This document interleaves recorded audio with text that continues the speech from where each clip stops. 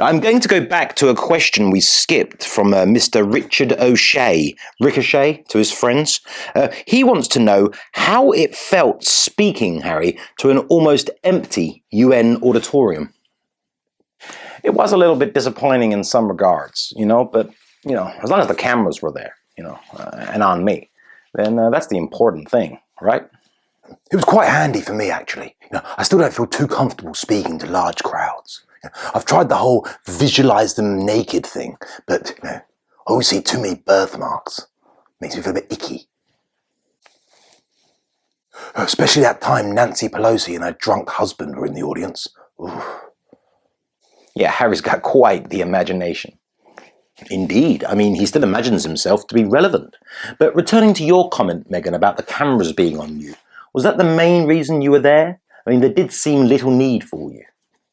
Well, yeah, I was there to support my partner, to whom I'm consciously coupled. For now.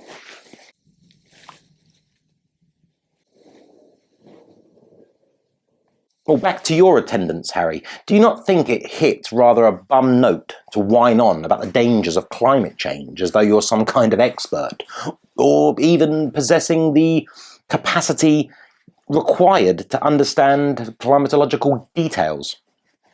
I think you'll find the correct term is climatographical. No, it's not.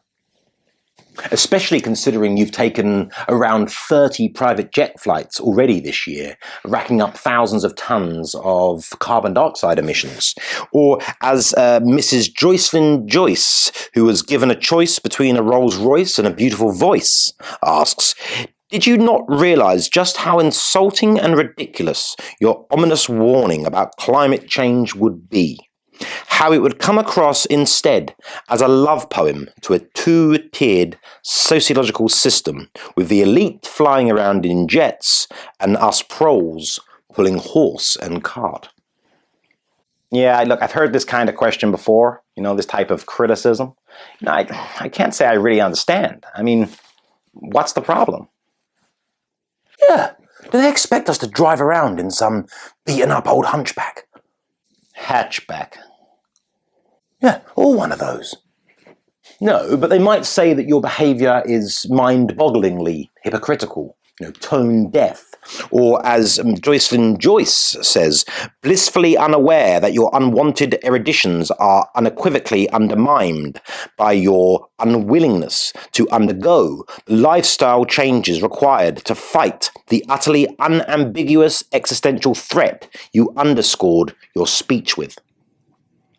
Joycelyn's obviously got a lot to say, I'm sure she's a lovely person, but I think she's concentrating far too much on how we got to New York rather than, the content of the speech.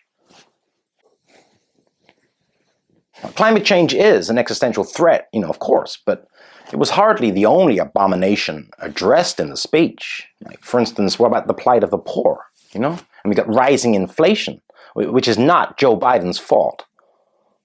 It's caused by a collection of factors stemming mainly from Tucker Carlson.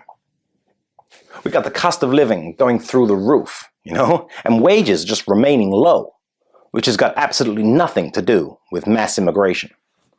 It's caused by a collection of factors stemming mainly from Mark Stein. Yes, but what about those who say you are flaunting it with Gucci this and Chanel that? Look, again, I don't understand this criticism. What are we supposed to do? Dress up as hideous goblins on minimum wage? No, but as one of the emailers asked, could you not have gone dressed in smart but modestly priced clothes, bought from a struggling high street store to emphasize your point and show genuine solidarity with those struggling to pay the bills? Right, that's it. I'm ordering you a Ford Focus and a flannelette two-piece from Marks and Spencer's. Hey, would that make you happy? Would that make you happy?